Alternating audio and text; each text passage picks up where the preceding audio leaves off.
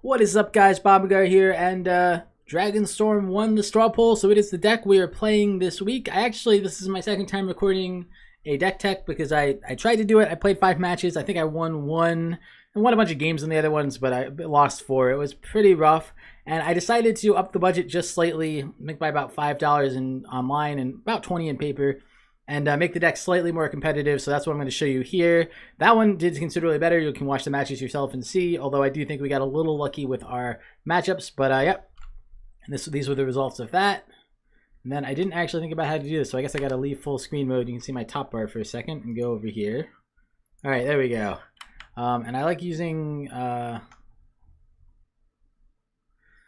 MTG Goldfish to show the deck just because it gives prices. First, let's talk about the namesake card for the deck. That is Dragonstorm. So Dragonstorm is a really neat card. It's 9 mana. You search your library for for a dragon and put it into play, but it has Storm, so usually you're going to have the ability to get at least 2, sometimes 3 or 4 dragons. And you know, your goal is to have that be enough to win you the game. So that's kind of the goal of the deck, but you have to get to 9 mana, which is a lot, and you really want to storm kind of at least 2, hopefully 3. I think 2, if you're totally undisrupted, will give you 17 damage, and 3 will give you well over 20. So 2 is often enough, 3 is almost always enough, but there are things people can do, obviously, to screw with you, like kill the dragons, or lots of things like that. But Dragonstorm is really good, so that's that. Then let's go over the creatures in the deck. I guess let's start with the dragons, since that's kind of what we're talking about right now. The one we have the most of is Scourge of Valakut. This one we can play for fair. 5 mana, 3 of it's red. Flying, when it enters the battlefield, or another dragon enters the battlefield, deal X damage to target creature or player where X is the number of dragons you control. So it comes in, it does 1 damage. Another dragon comes in, it does 2. If it was another Scourge, it would do 4. That you would do 4 total, because you would do 2 off this one, 2 off the one that just came in. And you can see how this would kind of exponentially do a lot of damage pretty quickly. We only won 3 because after that, the next card we're going to look at is pretty much just as good. I should also mention this does have Fire Breath, but that's not usually super relevant. But in addition to these 3, we have Bogan and Hellkites. A little bit more flexible, maybe a little bit better.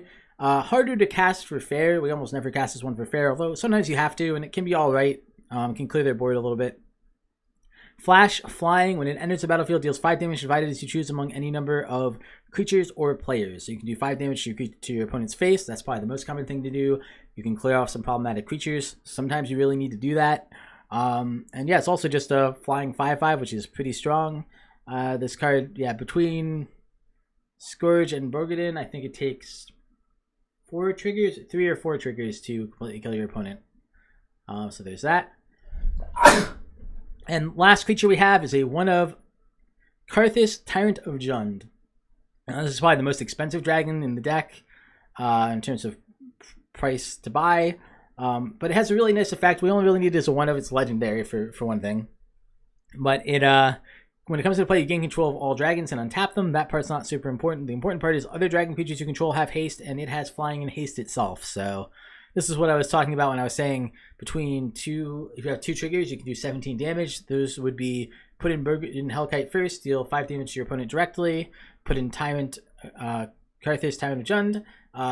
This gains haste. You get to swing for 7 plus 5 is 12, plus 5 more from him coming to play is 17 damage. So just 2 triggers gets you 17 damage. Like I said, with fetches and shocks, a lot of times it just kills your opponent, but depending on the matchup, sometimes you need 3. So that's our dragon package, and then we're running 4 Goblin Electromancers. Super cheap, very nice spell, makes our rituals much better, helps us get up to the ability to cast our Dragonstorm. Also makes a Dragonstorm 1 cheaper, it's worth noting, so often pretty important for the deck. And that's the creature package, and then there's basically 2 things other than that in the deck. There's mana, and there's ways to find either, basically the pieces we need, either Dragonstorm or rituals or more search. So let's look at the mana first, I guess. We're running 4 Desperate Rituals. This one combos well with another card we're running, and it's basically pay 2 mana, get 3. This is basically the same as Pyretic Ritual we're running down here. The big difference is Desperate Ritual has splice onto Arcane, and we are running an Arcane search spell, so we'll look at that in a minute. But basically, they're both pay 2 mana, make 3. With the Goblin Electromancer down, they're pay 1 mana, make 3, so you net 2 from it. So usually you only net 1. If with Goblin Electromancer, you net 2. Still very powerful either way. We're running 2 of Mana Seism. I don't think I've ever seen anybody else play this, but I find it really good in Dragonstorm in particular because you want to get up to 9 mana, and the turn you cast Dragonstorm, you pretty much just win. 2 mana, sack any number of lands, add 1 mana to your mana pool for each land sacrificed this way. So if you turn 4, this will net you 2 mana without Goblin Electromancer, or 3 with him, and that's a lot of extra mana to net. It's definitely a lot more than Desperate Ritual or Pyretic Ritual will usually give you. So for that reason, I find it to be slightly better than them in the deck as a 2 of. I don't want more than 2 because you can only really use 1 in any given game because you have to sacrifice all your lands to get that mana. So it's good, but you better hope that, you can Dragonstorm after you use it. It's definitely the last one you use before you Dragonstorm. You tap all your mana, you cast this. If they counter it, you get to keep your land, so it's not that big a deal. If they don't counter it, you get to Dragonstorm. So pretty good. And then I think that's all of the mana stuff, and then we can go into the search. So Serum Visions helps you set up your draws. Serum Visions is particularly good because it has scry, so you can scry any of the dragons to the bottom. You really don't want to get the dragons stuck in your hand, especially Karthus, but all of them, getting them stuck in your hand is usually pretty bad for you. You basically want the dragons in your deck so you can find them with Dragonstorm.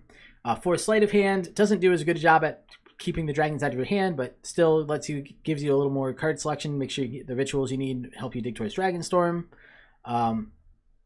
For Peer Through Depths, so this is the one that I mentioned earlier, works really well with Desperate Ritual because it's an arcane spell, so you can splice Desperate Ritual onto it. You get to look at the top 5 cards, so this one digs the deepest and put a instant or sorcery card from among them into your hand and the rest on the bottom. So nice because you get to keep the dragons on the, you can filter through your dragons, you don't have to draw them. And also it can find you Dragonstorm while digging 5 deep, so pretty sweet in the deck. And like I said, you can, for 4 mana normally, you could splice a Desperate Ritual. Usually that's not that good, but if you have an Electromancer out and you can play this and splice this, it only costs 3, and you basically, this runs mana neutral, and this could find you the Dragonstorm you need to go off, or another ritual you need to have enough mana to go off with Dragonstorm. So nice little synergy there.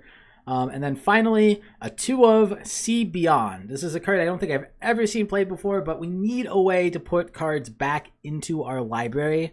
This is 2 mana, draw 2 cards, then shuffle 1 card from your hand back into your library. So in this particular deck, it's pretty good.